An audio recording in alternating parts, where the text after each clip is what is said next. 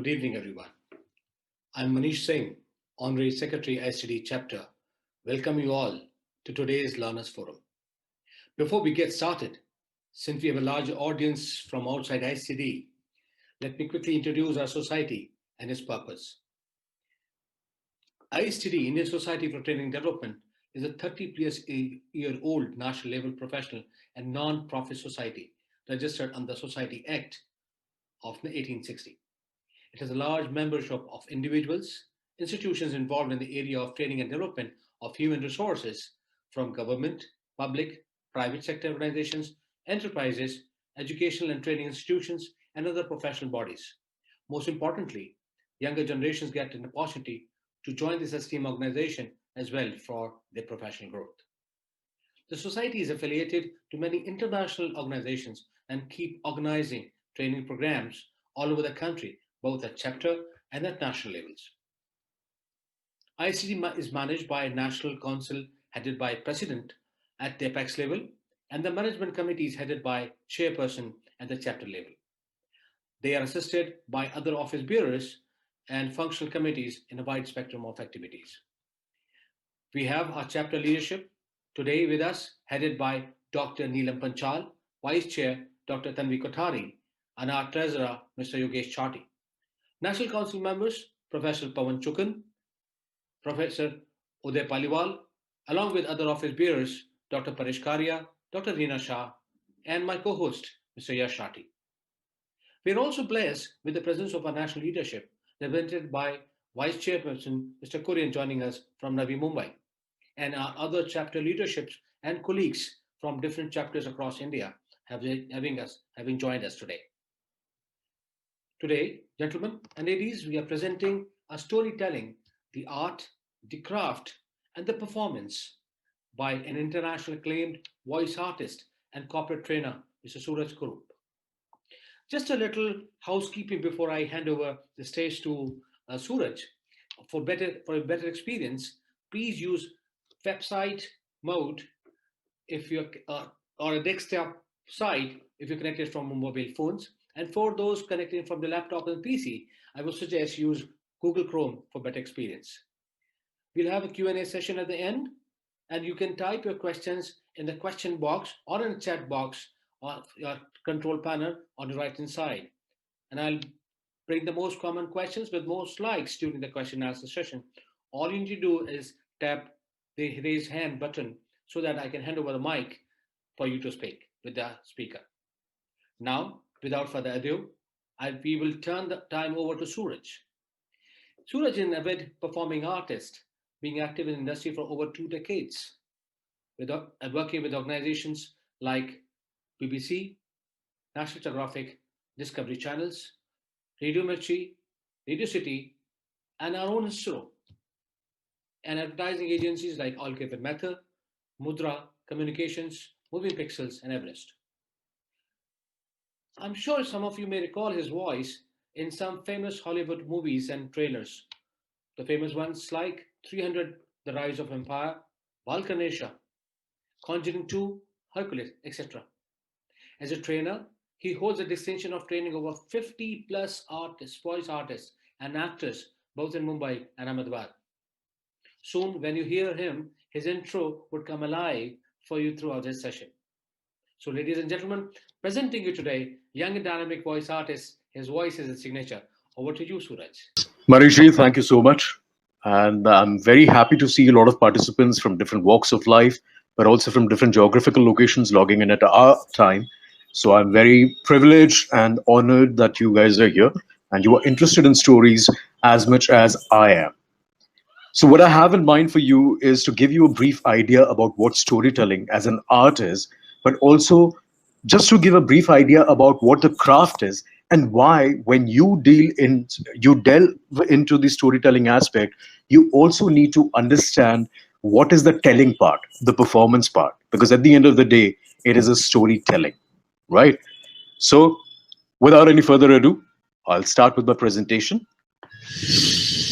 Over to you, Suraj. So, after breaking the 100-meter world record in 2009 with a time of 9.58 seconds, Usain Bolt was quoted as saying, I just visualized and then executed my plan. Suresh Raina from Indian cricket team speaks about Captain Cool MS Dhoni using the visualization technique in one of his interviews. So most top performers, sports performers, they use visualization. The technique is to imagine yourself running the perfect race, or hitting the ball perfectly, or jumping or throwing perfectly. And the key to do is not just once, but over and over and over again. But here, I also wish to add that when you say storytelling, it is not only about the stories you tell others, but also the story that you convey to your own self.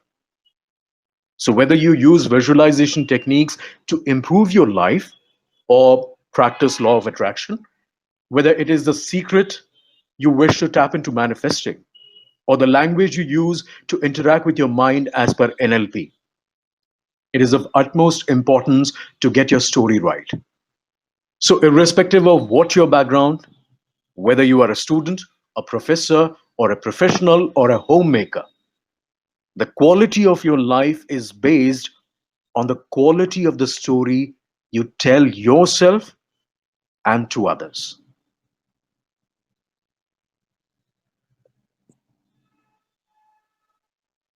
Well, Maniji has already covered this in a very generous and kind word, so I'll skip this. But of course, if you wish to know more about me, then what better way to connect with me directly later on? Yeah, I'm always here on the other side.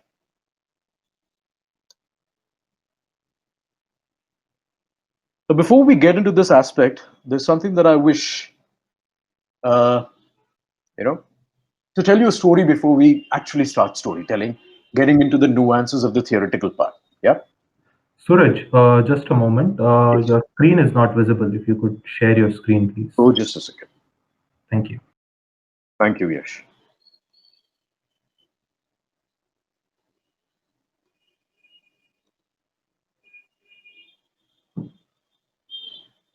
All right, Yash, are you able to see the screen now?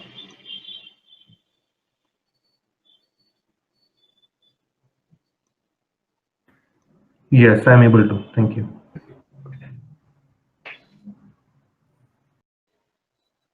So, where was I? Okay, the story.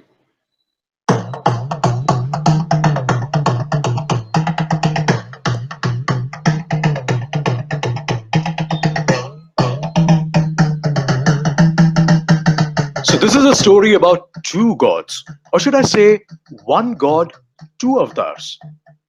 So, this is an incident recorded by the locals during the conquest of Tipu Sultan. So, to protect the deity from being destroyed, it was shifted from Mavelikara to Aranmula. So, in Aranmula, one of the avatars of Krishna, known as Parthasarthi, was already seated. That space belonged to him.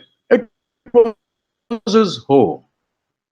So, when the other avatar was temporarily shifted to Aranmula, he was not too happy about it. But both these deities were known for the prasadam. Prasadam is blessings for those who are not from India. For your understanding, prasadam is an offering that is given to the god and given back to as a source of blessing to the devotees. So it was served as prasadam. They had their own famous delicacy for that. So at Parthasarthi, it was paisam. So it's a delicious milk rice pudding, which was the signature dish. But since the arrival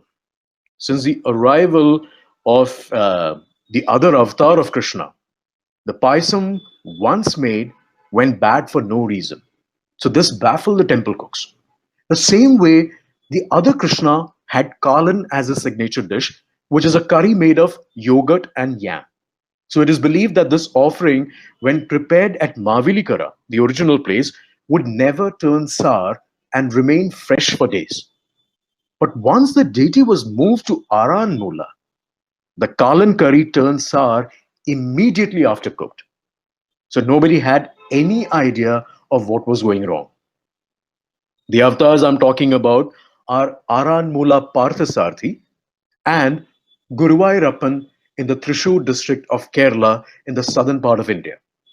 So finally, when the temple authorities decided to move Guruvayurappan back to Mavelikara, the problem was resolved.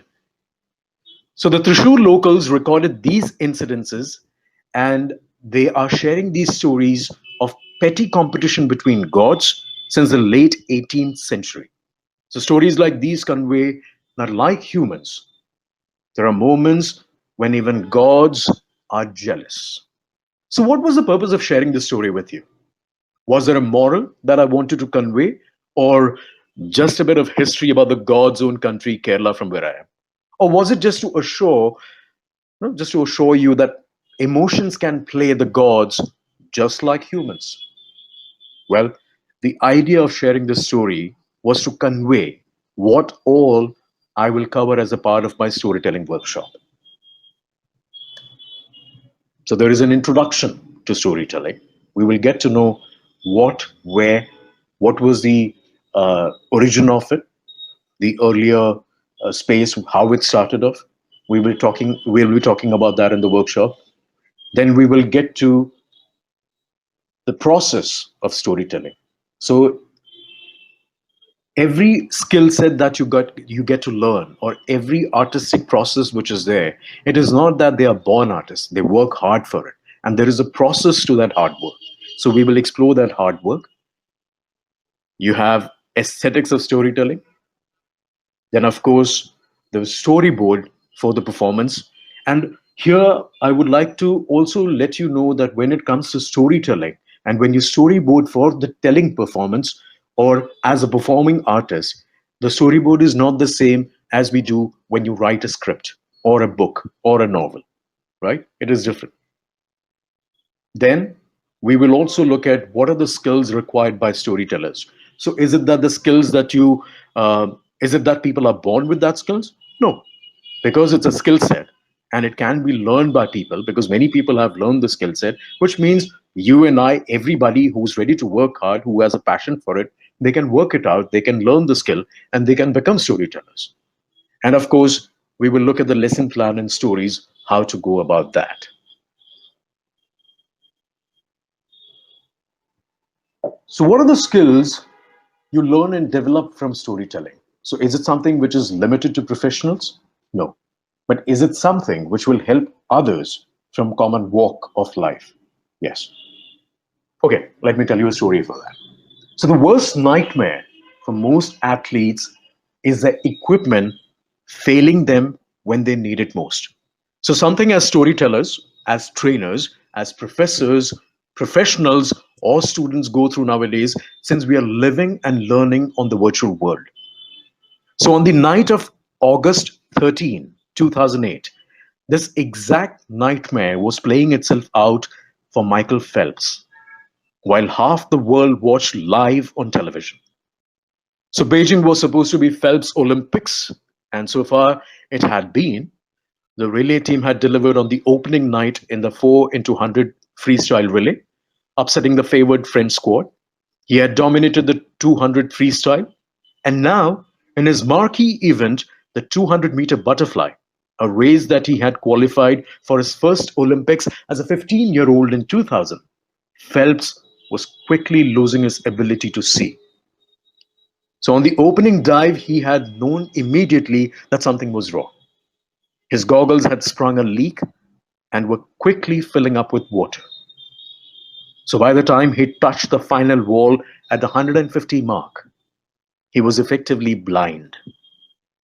He saw that last 50-meter relay completely on a stroke count and the thousands of times he had rehearsed this exact moment. When he slammed into the wall, Phelps had won gold and shaved 6/100ths of a second of his own world record. So, when asked by a reporter afterwards how it felt to swim the race blind, Phelps replied, like I imagined it would. So now I could have told you that you should develop positive attitude, or I can share the story of Michael Phelps and tell you how, in a state of adversity, he maintained a positive attitude instead of getting overwhelmed by the situation. So not only you can retain the story for a longer period of time, but also make it interesting to convey and learn these skills by using storytelling. So, what are the skills that I'm talking about? Well, as you saw from the story, a positive attitude. What are the other things that you can learn if you deliver a story? What are the stories that you can pick and deliver certain skill sets? Effective communication skills, leadership, speaks about patience and endurance, encourage innovative thinking, connect better with others, good observation skills, good listening skills, and of course, a compassionate outlook that you can develop by telling stories. So, before we explore what all I cover in voice training, let me tell a story with you. The story is called Shankhnad.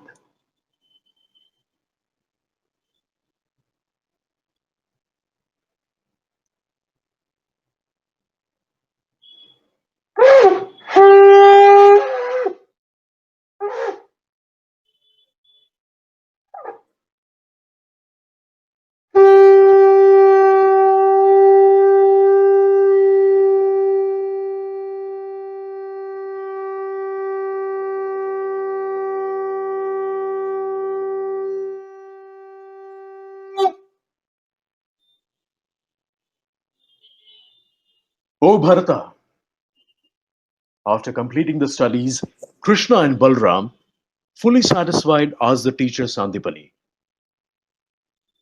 what should we offer you as Guru Dakshina?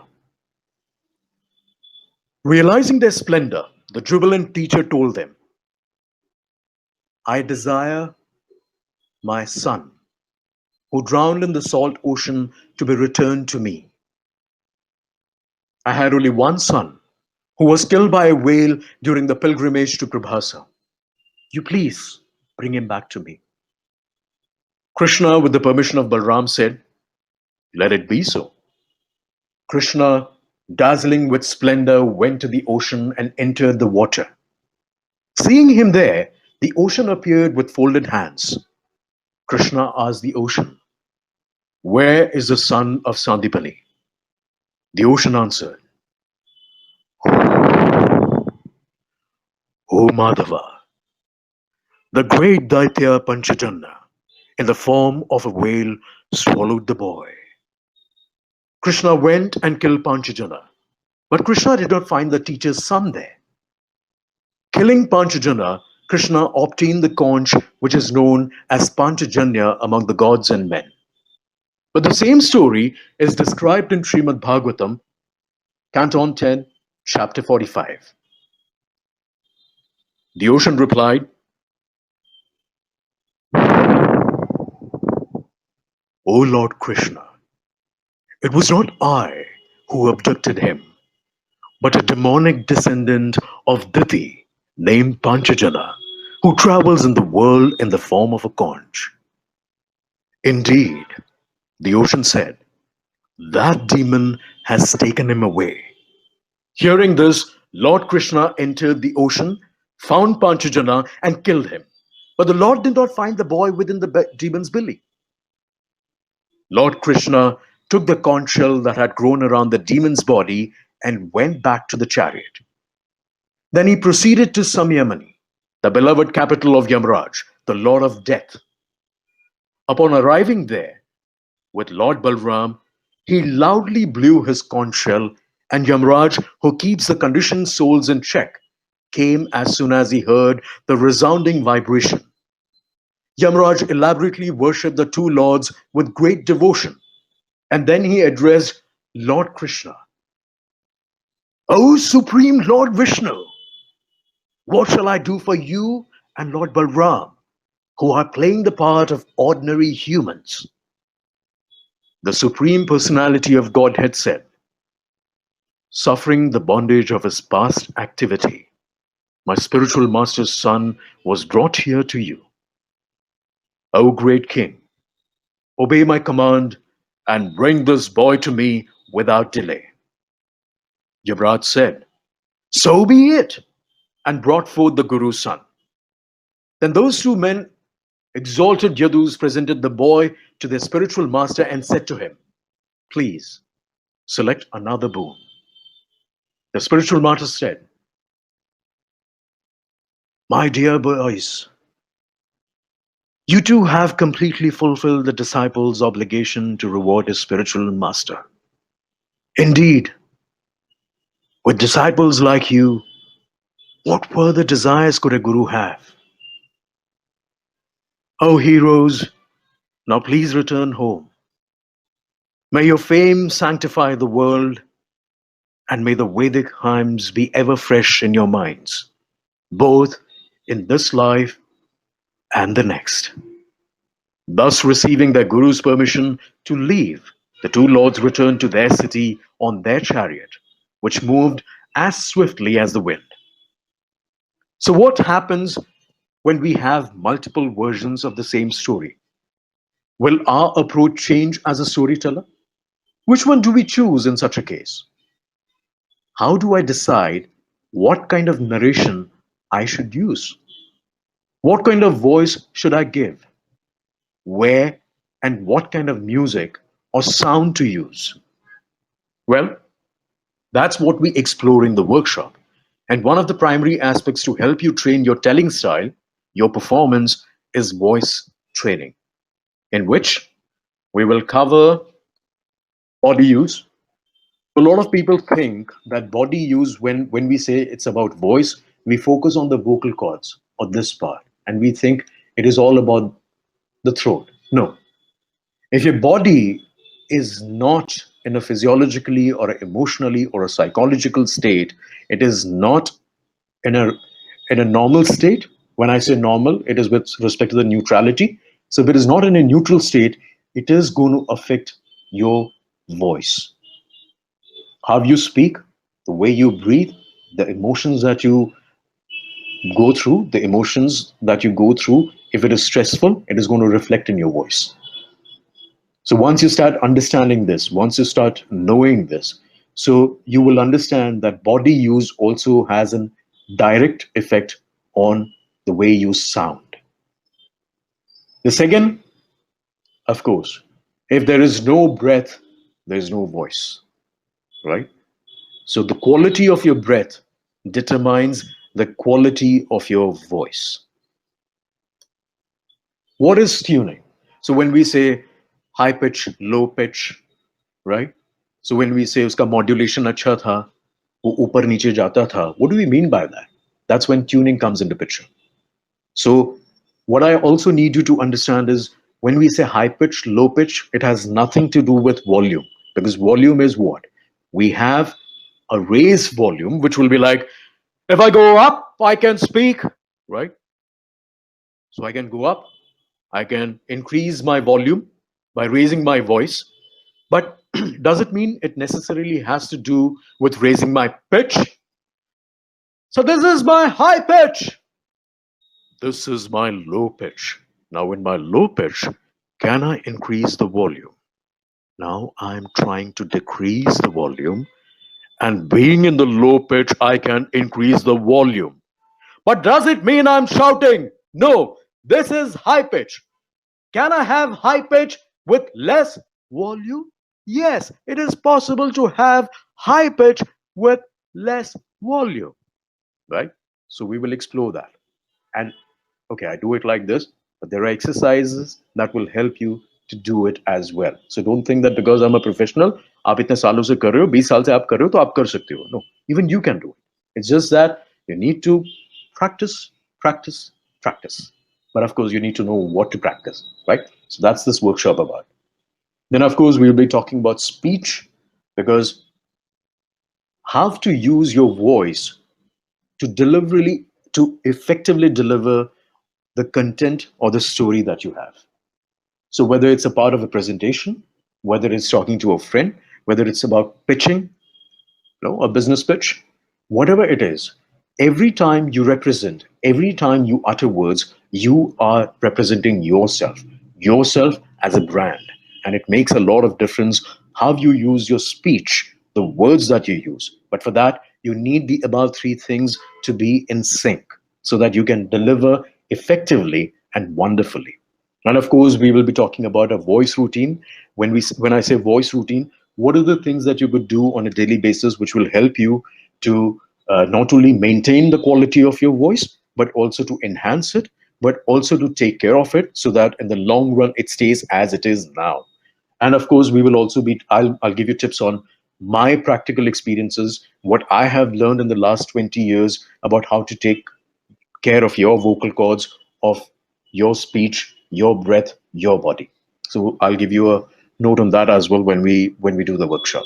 So these things, all the five things that I spoke about, they are not only on theory level, but on a practical level by exploring voice exercises. And of course, because it's a storytelling workshop, we will be performing stories. And of course, you will be writing the stories. Yeah. So what's next? So there's something which is an extension of the voice that we saw, the physical theater. And this is an extension of voice training, and it is also something to support your performance. So in which I explore with the participants on Jacques Lecoq method. So it is used by physical theater actors and teachers even now. For the physicality and movement, it helps you to explore as an artist, right? We will, of course, be talking about speech and action. How do we make sure that our speech is in tandem with our action or vice versa, so that it communicates the story in an interesting manner and also effectively, right? And of course, the third aspect that we will cover in the physical theater part is body language. How can theater be complete without the body language? So, whether you use a podium or a stage, whether you are online or offline, your body language makes a lot of difference. So, if you find your listeners sulking or lacking in energy, check your energy and body language before you start panicking of losing the attention of your audience, right? Now, because we have people from different walks of life, and before we get into the other aspects and question answer sessions, there's something that I want to give because a lot of professionals are here, a lot of management students are here. So, how do we use something like a case study, right? So, you've read case studies, most of you are aware of case studies. So, let me give you an example in the form of a story, right? So, a 5 month pregnant lady was waiting at gate number 67B of Singapore airport. She was flying to Frankfurt alone and was traveling light. She was comfortably seated by the ground staff of the airplane she was flying with. She was helped to board first, and they made sure to carry the cabin luggage for her. Once comfortably seated, she was happy that she was going home to her family, and another member in the family will be joining her soon in the next couple of months. So, as the boarding was completed and the flight was in air, the pregnant lady was getting uncomfortable. The chief stewardess noticed that the lady was not feeling well. She approached her and asked if she could be of any help. A glass of water was given to her, and the chief stewardess was massaging the back of the lady. And this was the only way to make her feel comfortable. The chief stewardess continued to massage the lady for the remaining 12 hours of flight. The empathy that reflects in the kabaya that they wear proudly as uniform also reflects in their actions. The cabin crew, popularly known as Singapore Girls of Singapore International Airlines, are trained to see the passengers' comfort before their own. This is the success story of Singapore Airlines. And this is what makes them the best airline in the world for 22 years. So it won the best international airline in the world by Travel and Leisure's World's Best Awards. It held the number one spot in terms of comfort, customer service, food, and value. And this is how you can incorporate any story to any business conversations or presentations or case studies. So if you wish to grab the attention of your audience, whatever the corporate space you are in, you can make a connect with it based on emotions. Stories are all about emotions and connect. And emotion is a universal language. right? So the idea of a storytelling workshop is to develop not only the tools, but also the understanding and sensitivity of the storyteller. So as a storyteller, the stories you choose, the space you are in, the delivery you would like is all based on the audience you have in front of you and what is the effect you are looking for, right? So thank you so much. I'm ready for question and answer sessions if you have any. Maniji.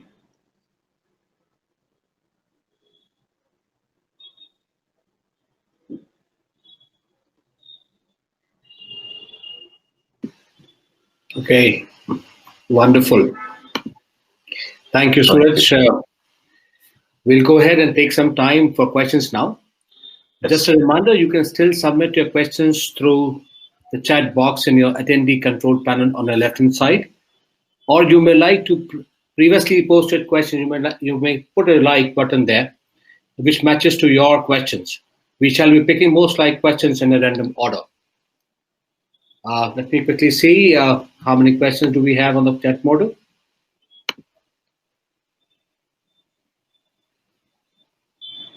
I think the attendees were quite busy listening you, Suraj. Oh, So they the have time questions now. are going to come. So this is the time where you, if you have any questions, of course, you can ask me now. Yeah.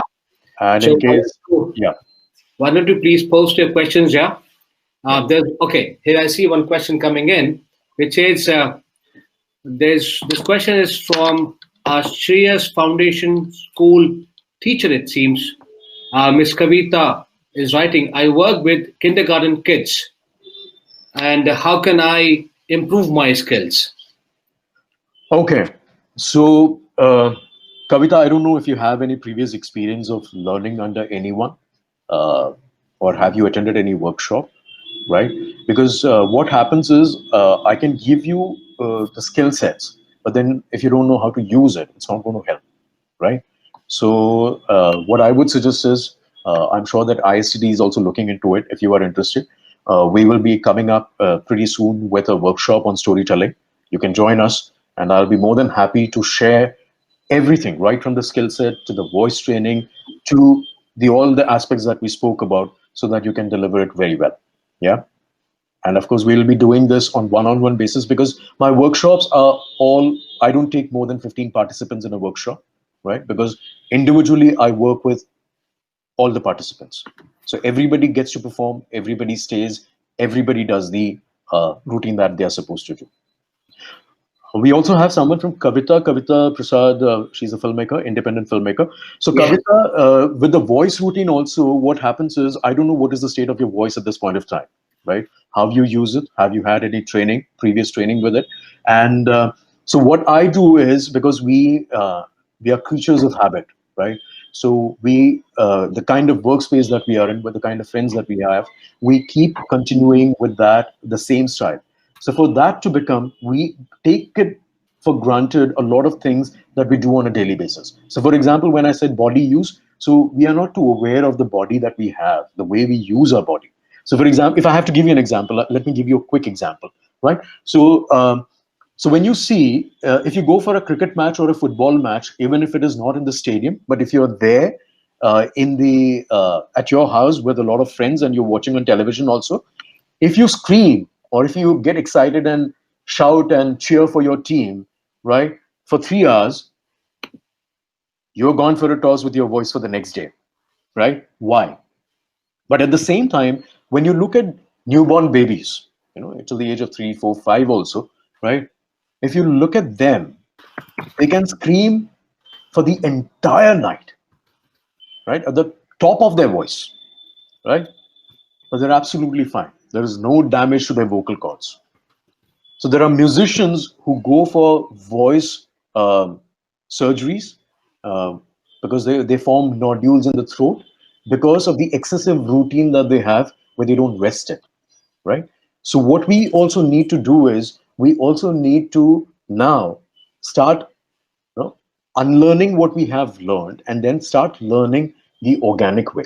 So when I introduce the voice training also, every day that we do, it is a step-by-step process.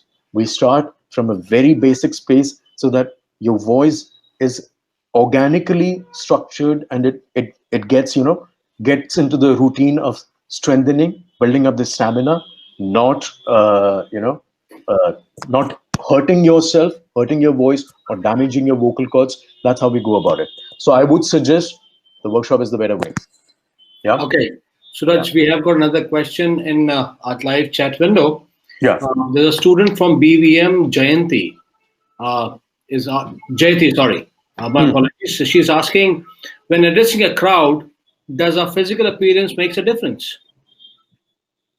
Of course, because one of the reasons why we have so much of advertisements, and the reason why they keep hammering that on our head, is because we judge things based on how we see and perceive it, right? So it's very important how you carry yourself, because half of the things are conveyed the way you carry yourself, the way you look, and it makes a lot of difference. Okay. Yeah. There's another question coming in from our fellow ISTDN here, Mr. Ajay Sahu is asking us, Hmm. when you spoke of compassion, did you Hmm. mean compassion to the audience or compassion to the protagonist of your story or compassion to yourself? Because as you said, you tell the story to yourself. Okay. So when we say that we tell the story to ourselves, so okay, there is a different connotation to it. So from the aspect of telling a story to yourself, what I mean is, when something goes wrong, what is the first thing that you tell yourself?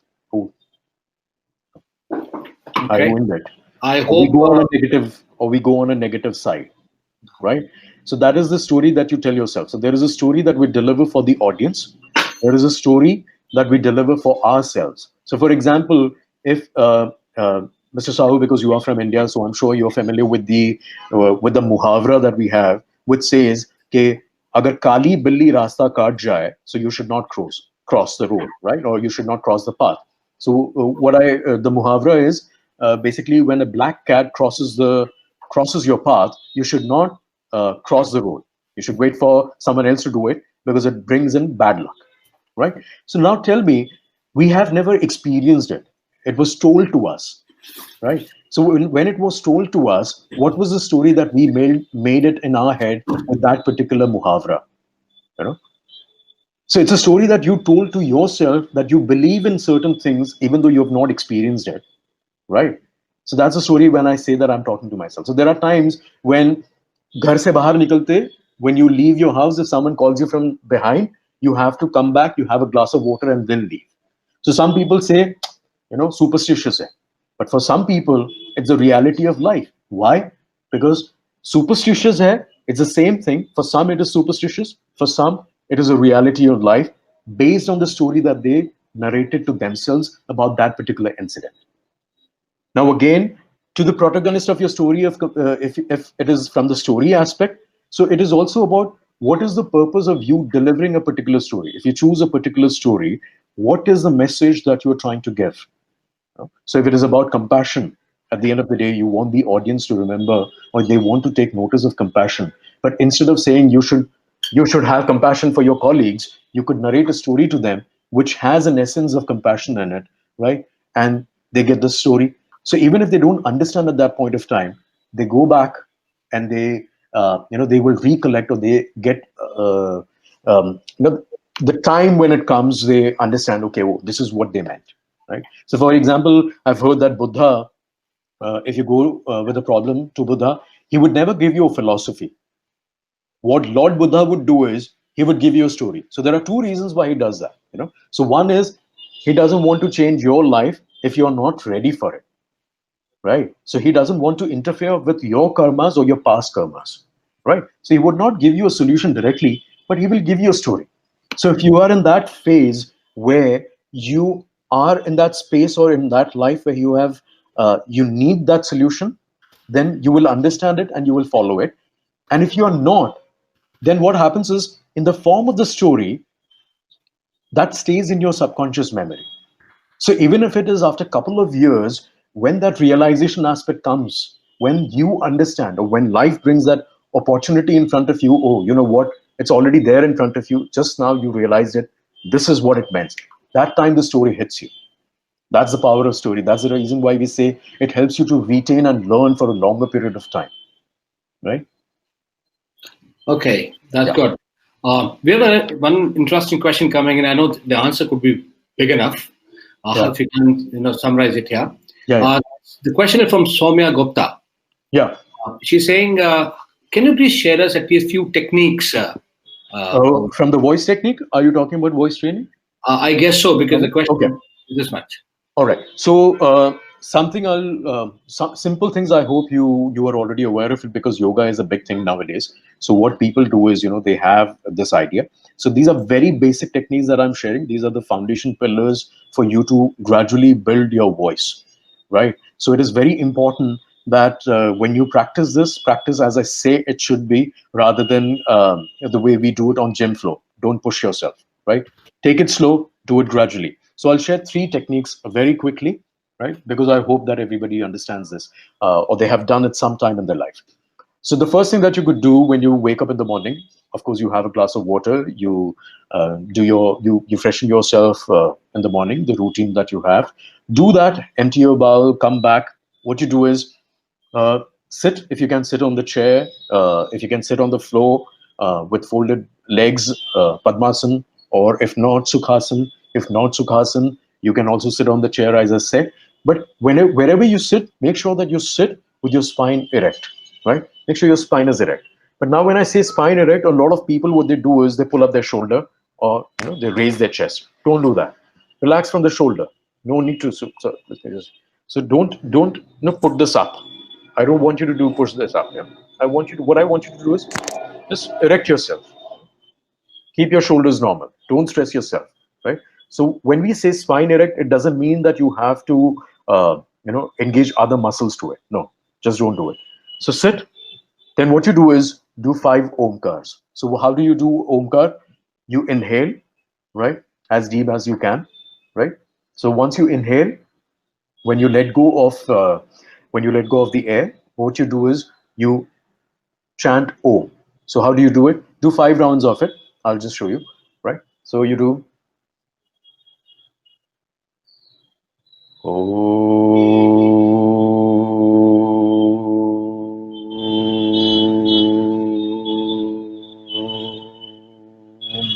Do 5 rounds of it, right? So this is the first thing that you do, right? So what is the next thing that you do once you're done the Omkar? So the next thing is you do low humming, right? And these are voice exercises. This has nothing to do with speech and text, right? We're not involving, or we're not getting into that speech and text thing right now. So how do you do low hum? So the way you narrated Om, the same way you inhale, right?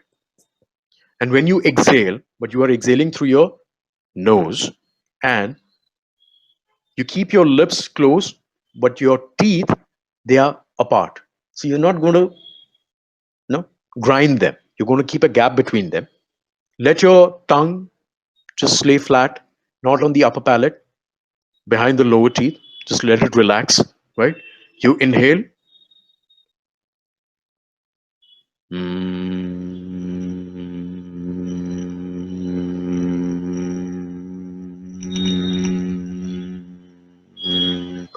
Do this 5 rounds, right? Now what you do is, the next thing that you could do, the third thing, is you do Anulom Vilom. Because what happens is, if you remember, I did mention that breathing, the quality of your breath is what enhances, or what gives the quality of your voice would be based on that, with respect to the quality of your breath. So what you do, we need to, one is make it stronger. The other is we need to be in a position to sustain it, so that if there is a long speech, or if there is, what do you say, if it is a long sentence, and if you need to perform something which is a long, it takes a lot of air. So this is the technique that would help you to sustain it, increase the breath capacity also. So this is something that you can even practice for COVID pandemic also. This is something that helps. Yeah. So what you do is, so this is the mudra. Okay. So you have your little finger and the ring finger. Keep it open. Use your thumb. So you use your thumb to close your right nostril. right? So you close it, right nostril, and you inhale through the left. So before you do that, what you also need to understand is, before you start with the Anulom Vilom, or Nadi Shodhan Pranayam is also, it's the other name that you call. So what you do is, you do a normal breath of 3 rounds, normal inhalation, exhalation. No need to go for the deep breathing and stuff, just normal inhalation, exhalation. Make sure you inhale well, you exhale completely. Once you have done that, with the thumb, you know, gently push the right nostril, shut it. Don't press it so hard that, your nose changes the position altogether. No, right? Just gently do it. Then, before you inhale from your left nostril, what I want you to do is, I want you to exhale completely from your left nostril, right? So you exhale completely from your left nostril. Once you do that, then you inhale.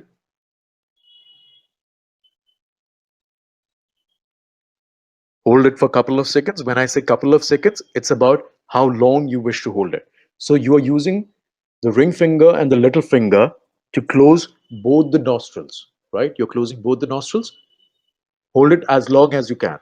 What I need you to understand is, you have to be very cautious when you do this. You don't have to push yourself, because it's not a competition, right? So it should not be uneasy. It should not be uncomfortable, because yoga is not making life uncomfortable.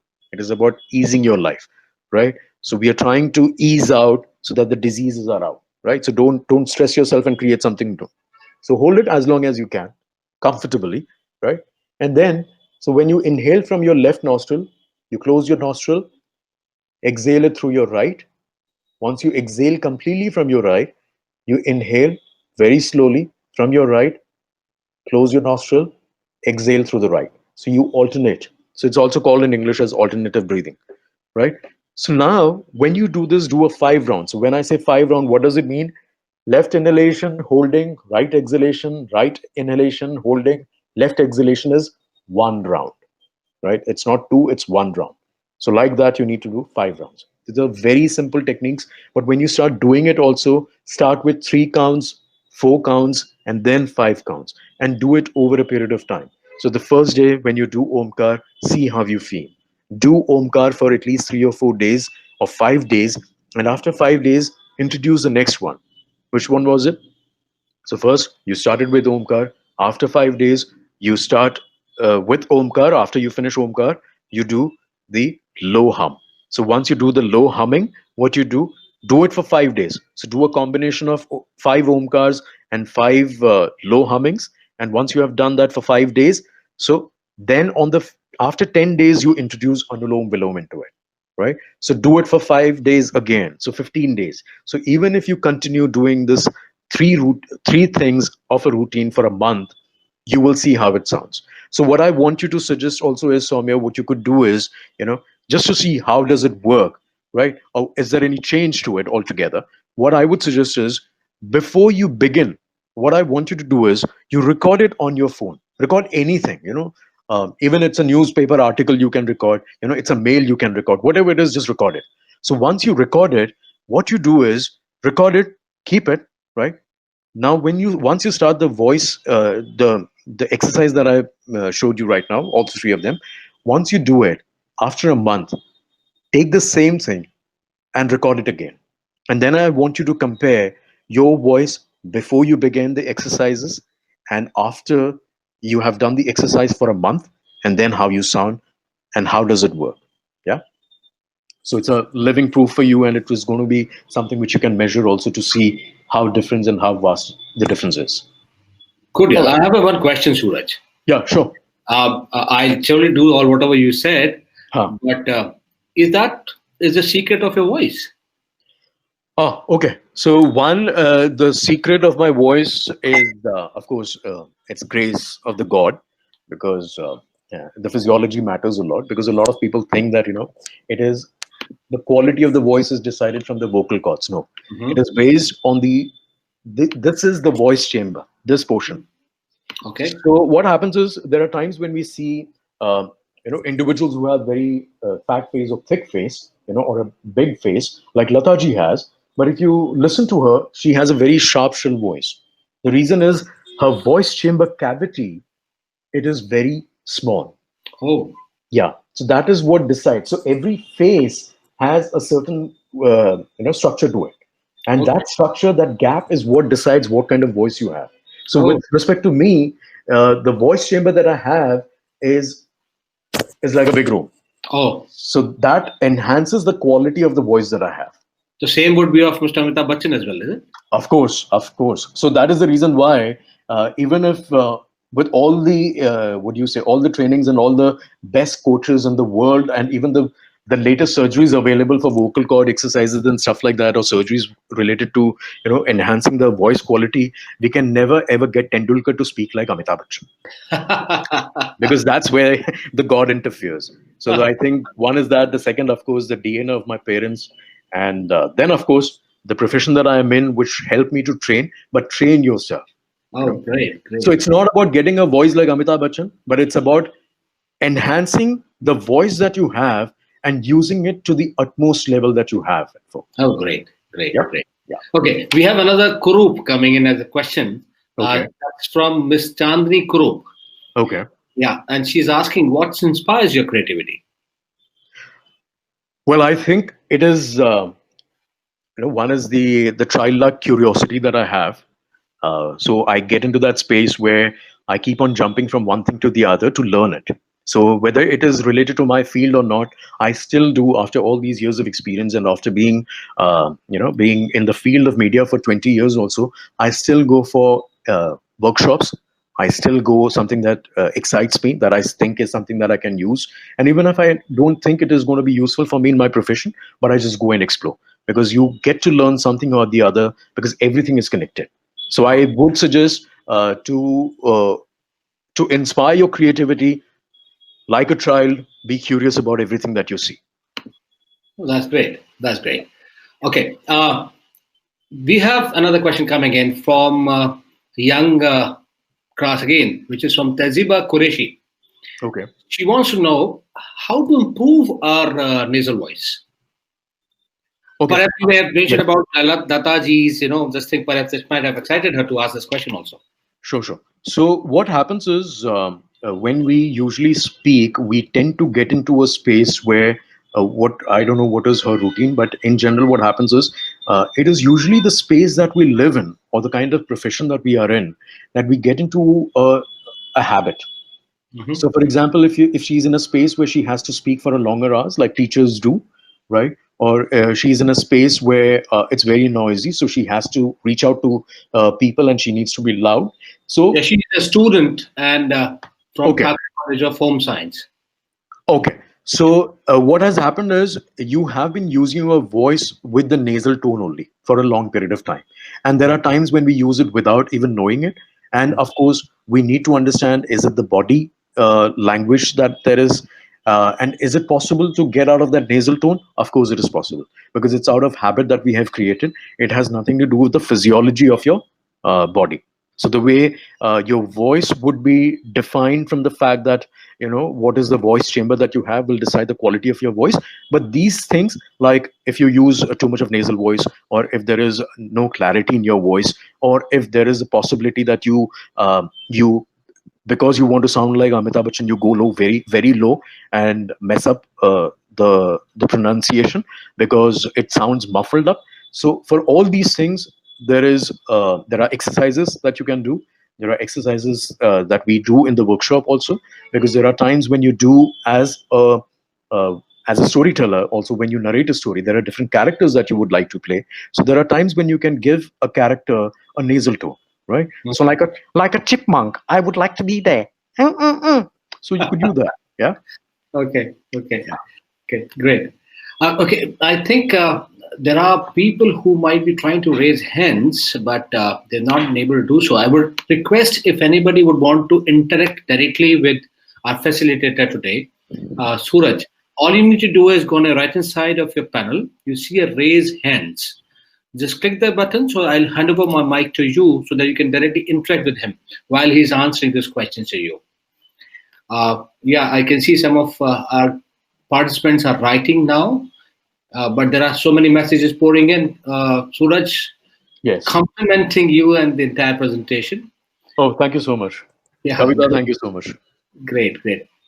Okay, 2 more minutes. In fact, by the time it is 6:59 already, let's have another 5 minutes for our participants who have missed to ask this question to raise hands or either type their questions on the chat window or maybe a question window so that we can take it up before we wrap it up.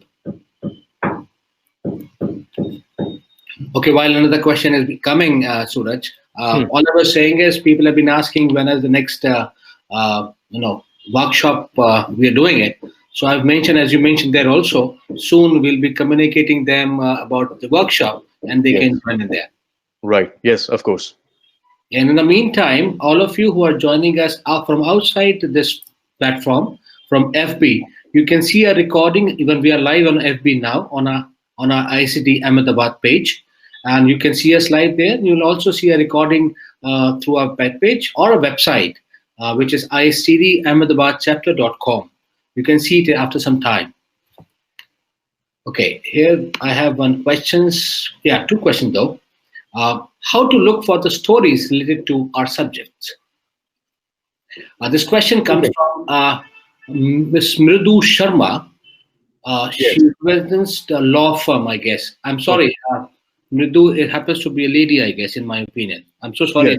Yes. Yes. So, Mridu, what I would suggest is one is, as Charlie Chaplin does, he sits in the square, and all the films that you saw are the stories that he picked up from his surrounding, right? So the same way we have today much better facilities when it comes to the information that you have. So we have internet access, of course, but the communication is also very fast, and the amount of sources of information or what people are doing reaches us faster than how it used to be when Charlie Chaplin was making his films. So what I would suggest is related to your subject. So it would be easy for you to connect with respect to what is your subject. If it is a legal firm, of course, as you said, it is a legal firm. So what I would suggest is, what is it that you are trying to do with the story at the end of the day when you're trying to put it across? Is it the client that you're putting it across, or is it that you are teaching in any institution as a visiting faculty? And if that is so is it that you're trying to convey something? So in that case, what as I spoke about the case study of Singapore International Airlines, you could pick one element from that case study, and then rework on it, write it according to your vocabulary, in your words, in your style, because every storyteller, every individual, as he has a different fingerprint, the same way every person has a different way of narrating a story. So is it your way or my way? No, everybody has their own way. And is it a good story or a bad story? No, it's either an interesting story, it's not an interesting story. These are the only two things that happen, right? So how do we make interesting? Well, that's what we do in the workshop. We figure out, because it involves a lot of other things also, because you need to understand what is the process of storytelling, what are the aesthetics of it, what are storyboard all about. We also speak about the 7 modus operandi that we have when it comes to writing your stories, which are very popular, which they use in movies, in novels, and screenplay, and script writing for theaters, any place that you go. So for that, I would suggest join the workshop, and we'll let you know how shows go. Yeah, that's very good. Okay, we have got a couple of more questions. Okay, this question comes from a father. Okay. He works with Reliance Retail. His name is Mr. Vimal. He says he has a daughter which is 5-year-old. Okay. And she is so passionate about narrating her own story. Okay. How can she develop her skills? I would suggest encourage her. Encourage her with respect to the fact that whenever she has an opportunity, or whenever she says that I have a story to tell, don't say ki beta abhi nahi baad mein. Because this is what we do, because we get busy with our work and we think it's not going to work out. And I would also suggest that make sure there is an activity at home where she narrates a story the way you tell her a bed story. If you do, if you don't, ask her to tell a bed story every night, so she will be excited. Let the imagination that she has at this age to continue, and let it fathom, let it explore, and even if it explodes, let it explode also, but don't stop it. Because what we are trying to do now, it is difficult when you want to teach corporate people or after the age of 30, 40 to actually go back and become a child, because our visualization as a child was more freebird. Now we get into that logic mode fast. So what I would suggest, Vimalji, is make sure that you don't let that visualization die, and let her perform. Let her perform the way she wants. Encourage her, record her. Give her that platform. Let all the friends and family come together once in a week and have a session with her. You know. Awesome. Awesome. I hope Mr. Vimalji, not only just Vimalji, even me, who's the father of the daughter here, and all of the parents who are joined here today, would definitely have their own takeaways. Okay, here's another question coming in. Does the length of a story has an impact on teller and the audience? Well, it comes back to the same fact that how interestingly are you saying it? So if you do it in a very interesting way, they won't be bothered by the length, right? Mm-hmm. But if you get monotonous, so this is where the delivery style comes into picture. This is how you're going to narrate it, the style. So if you do it in a monotonous way, they're going to go off. They're going to sleep off, you know. So you need to understand what kind of audience you have. And at the same time, you also need to understand, do you think the story that you're going to narrate has that charm to sustain for that long? So it doesn't matter if it's a 2 minute story or if it's a 5 minute story or a 15-minute story. If you can't sustain it even for 2 minutes, if it's a short story also, you're going to lose the interest. And one of the things is, when I say, as far as the story is concerned, when we talk about the audience factor. So if you know you are in a space where it's a formal setting, right? You can't go with a story which doesn't connect to them, you know, or you can't go to a kid session and tell them a story the way you would narrate it to an adult, right? You can't go to a teenage space or kids of that age and tell them a story which is like once upon a time, because for you they are kids, but for them it's like, what's wrong with this person? Even the cartoons nowadays, if you see, they are much more, adult in the nature they are delivered. So we need to stop this idea that Panchatantra is the only stories that are available when we say storytelling. No, there are more. There are others, and you need to create them.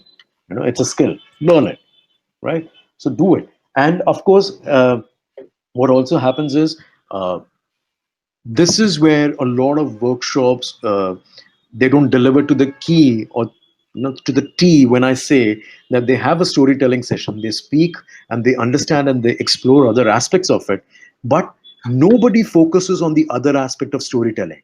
So one is the story aspect. Of course, you know how to write, you deliver, everything is there. But what about the telling part?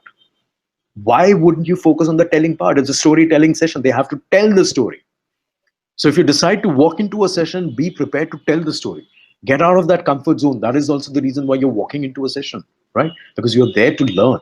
And when it comes to learning, the first thing that you need to understand, that whether it's storytelling or anything else, you need to move out of your comfort zone. That's the reason why you're there, to learn, right? So whenever you go, wherever you go, whomever you work with, as far as storytelling is concerned, I would also always ask you to do two things. One is, does the trainer teach you not only the aspects of stories, not only from the theoretical aspect, but also from the practical aspect? Will he help you to deliver? Right? Will he help you to actually go out and perform? And is there a process to it? The second thing is there a process to it? Because if there is no process, you can't learn. And I'm Great. telling you with 100% guarantee that storytelling is a process based skill. Anybody can learn it. Yeah. Great. I guess Mr. Khan, student from, again, Thakre College of Home Sciences, should have got the answer now. Great. Now we have another question coming in from Shivana Talor. Yes. And she happens to be a soft skill trainer herself. Right. And can you give us an example of building the storyline, and how can you go about it? Okay. So it was Shavina, right? So Shavina, what? So if you remember the story that I narrated of Michael Phelps, I could have directly said that, what, his um, the Olympic title that he won, what was the tragedy that happened and how he got into that space where he won it. I could have ended it there. But I built up something called a line for you to focus on, right? It's the same thing I did with Usain Bolt, right? And it is the same thing that I did with Singapore Airlines. I didn't say that Singapore International Airlines, they are number one because of the food and the customer service and things like that. Because they are statistics, they are data. Datas are always available. So when you go about building a storyline, what you need to understand is, okay, what is it that you're going to present?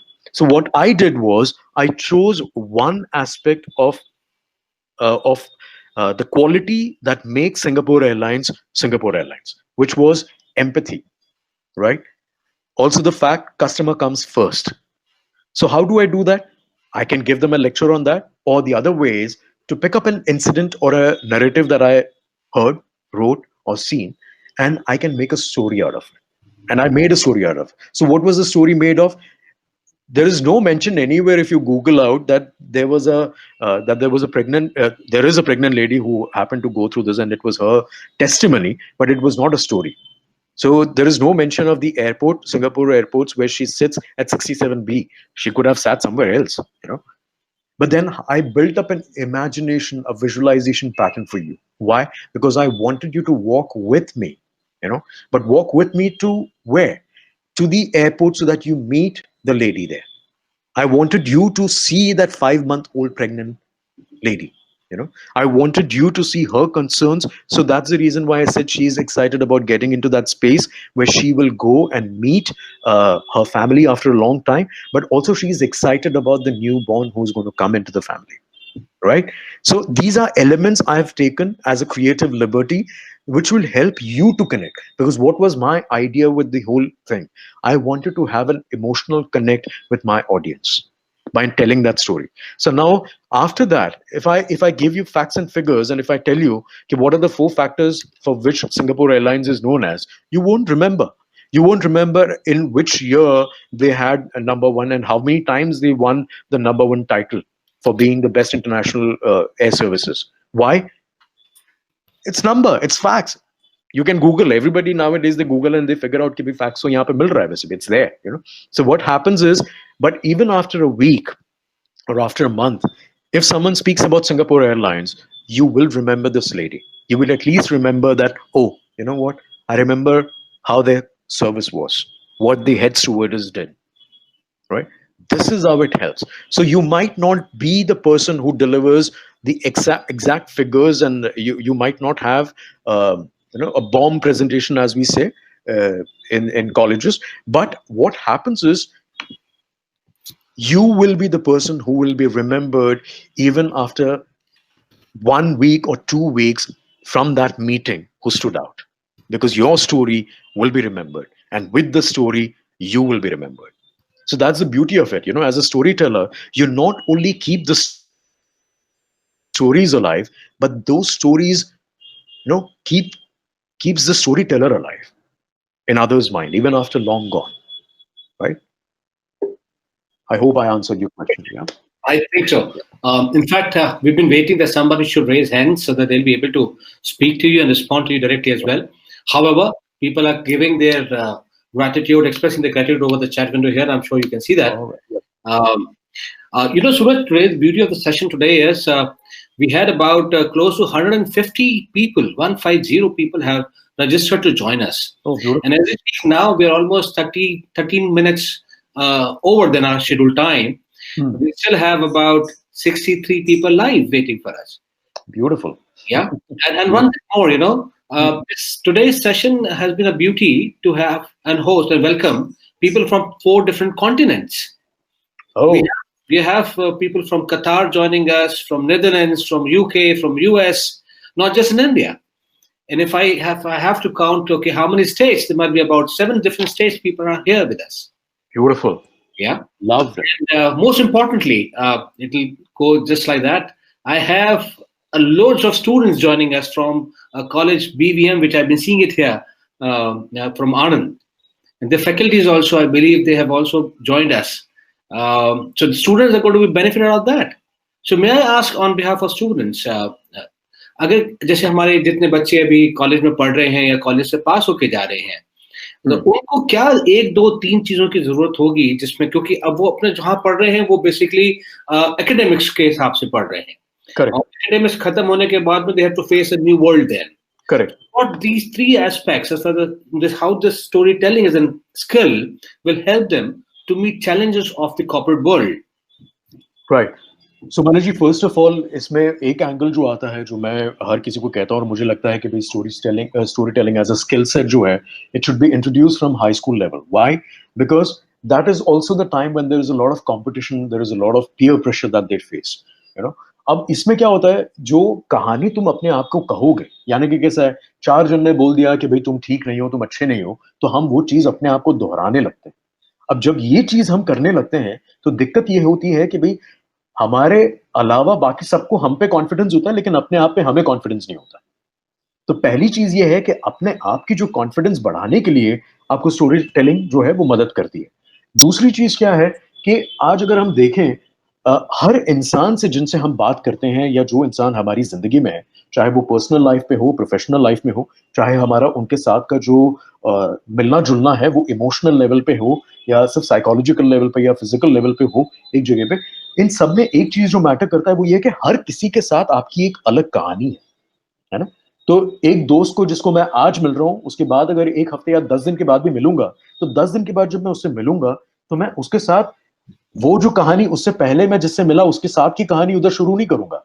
मैं उसके साथ वो कहानी शुरू करूंगा जो मैंने 10 दिन पहले खत्म किया था.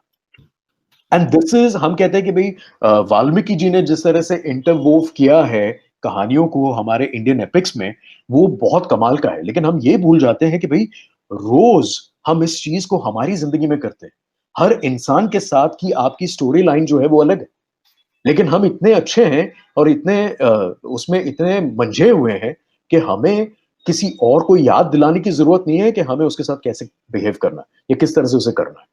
तो खास करके कॉलेज स्टूडेंट्स जो कॉर्पोरेट लेवल पे जा रहे हैं उनके लिए मैं कहूंगा, आपके लिए एक चीज जो आने वाली है, if you are particularly from management side, तो ये केस स्टडीज जो आएंगे आपके पास, जो आप अभी कॉलेज में तो करोगे ही करोगे, लेकिन उसके बाद आपको जब आगे जाके जब आप कॉर्पोरेट लेवल पे जाओगे, तो चाहे वो इंटरव्यू लेवल पे हो, चाहे वो ग्रुप डिस्कशन लेवल पे हो, चाहे वो एक कॉर्पोरेट में घुसने के बाद एज अ लर्नर या एज अ सबॉर्डिनेट हो, इन सब चीजों में कॉमन फैक्टर जो रहेगा, जितने केस स्टडीज को आप समझ सकते हो, है ना, और जितने केस स्टडीज को आप स्टोरी बनाओगे, उतने केस स्टडीज आपके लिए ज्यादा काम आएंगे, because they are in your bag, they are basically your kitty.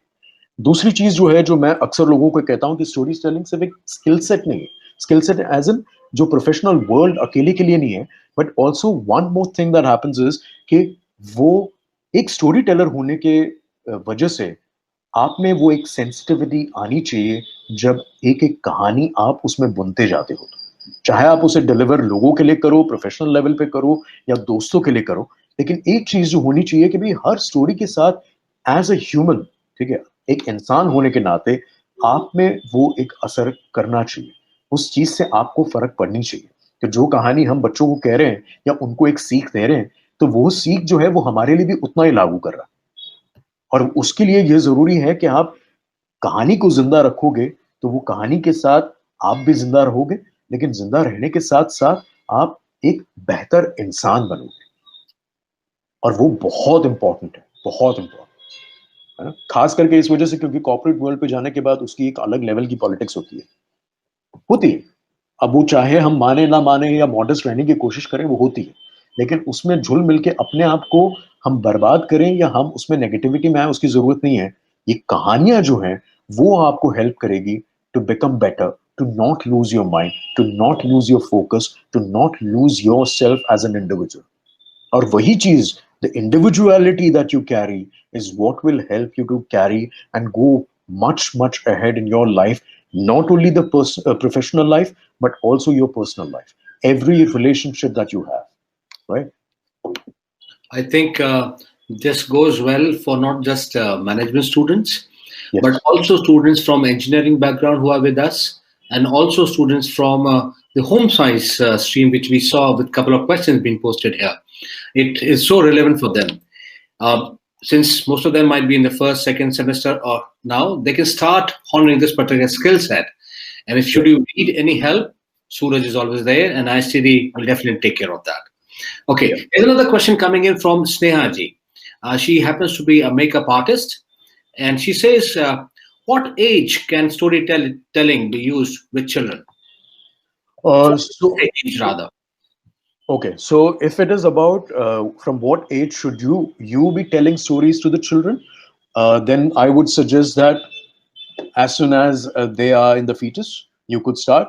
The example of Abhimanyu is very famous. The first senses, one of the senses that develops is your hearing skills. So what the kid listens, the child listens in the womb of the mother uh, as a as a 3 month or 5 month fetus is something which will be registered, and that is also a part of as a parent. It is something as a gift that you would be giving her or him, for that matter, right? And if it is about can storytelling be used with children, for example, if it is about performance, then I think when they are born, they start telling their stories. It's just that it is with expressions. They mime first, lying there. They communicate. As soon as they start speaking, they speak in their own language, but they make sure that they modulate well, and they do modulate well, and exactly tell you what they are going through or what emotion they have.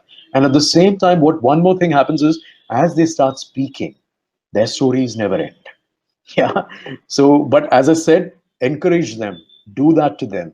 You also spend time with them, narrate stories that are close to your heart. You know, share stories that you heard from your grandparents or from your parents. From your culture. If you're coming from a different culture, your culture. Let them live that. Let them identify with that, and let them accept that. That's good. In fact, we all remember mamas has used to honor this particular skill a lot. Uh, Yes.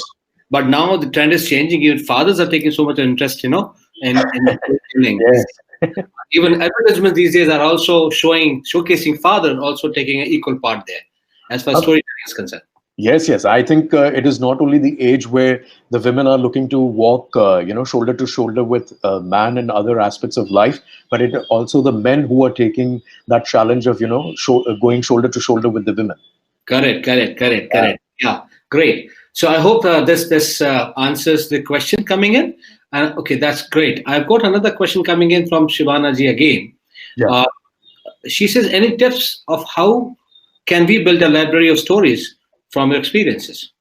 Of course, whatever stories you get, start archiving them, start writing them, spend some time with the story, because it's a story that you're going to narrate. If it is for the narration part, and it is not only about archiving it as a part of a book, then what I would suggest is write a draft, keep it ready with the experiences, and also see what is it that you're planning to do with the story, or what does that story tell you. So there are stories which can have multiple applications, right? So there is a story that we can talk about for the environment, but also something which could be a moral story for kids.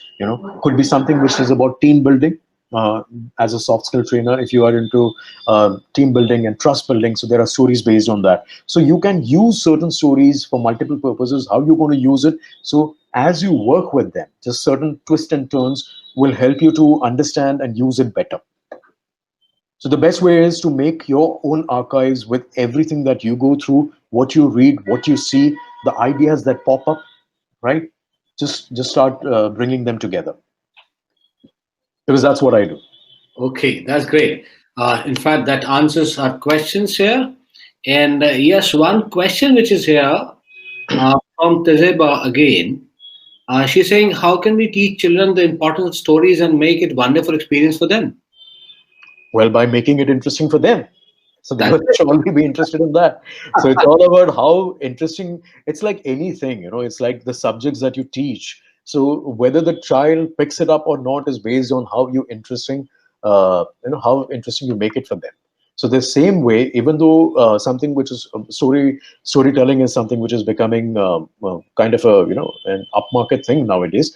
But when you talk about stories, what you also need to do is what is as a professionally, if I'm going into a corporate space and telling them a story, or doing a workshop for them for story, what I try to do is I try to understand what is it that they need, what is the purpose of them doing this. So now when you teach the importance of stories to children, what you also need to understand is where does their interest lie. So once you identify with that, rather than what you think is right for them, I think it will work better. And they will have a wonderful experience because you're taking care of something that they need rather than what you think is what they need.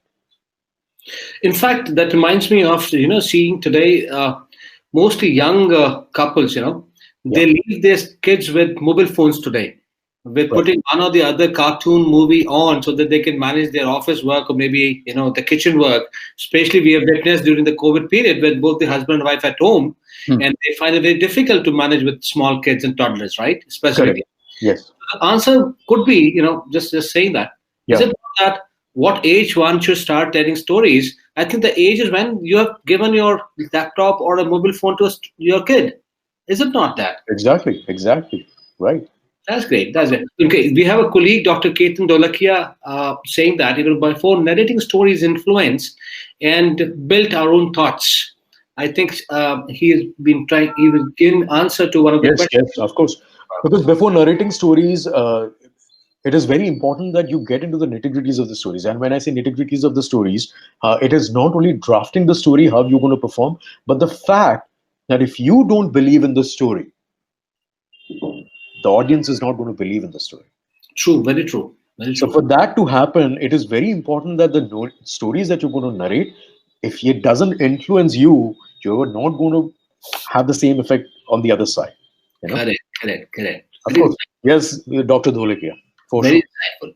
I guess, Suraj, we are done with all the questions here. All right. We have covered all the questions being posted. Is there anything else you would want to cover before we get into our next thing?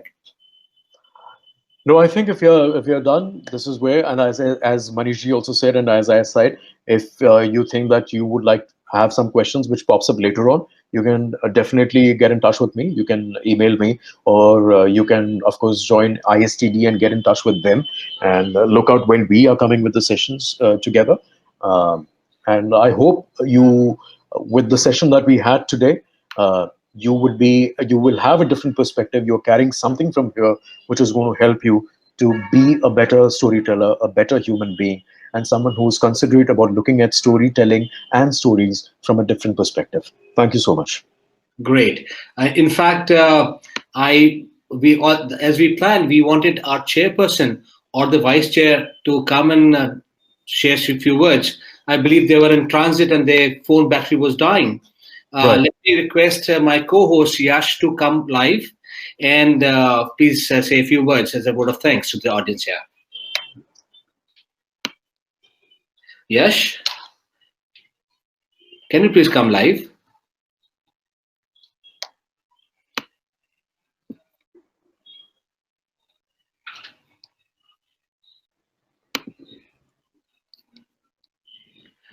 Because Yash has been too busy helping this entire session, coordinating it, especially on the question answer session. Sorry. And he seems to be having some problem, I guess, there. Yes, Yash, you are not audible. Yash, if you can hear us, can you please come up?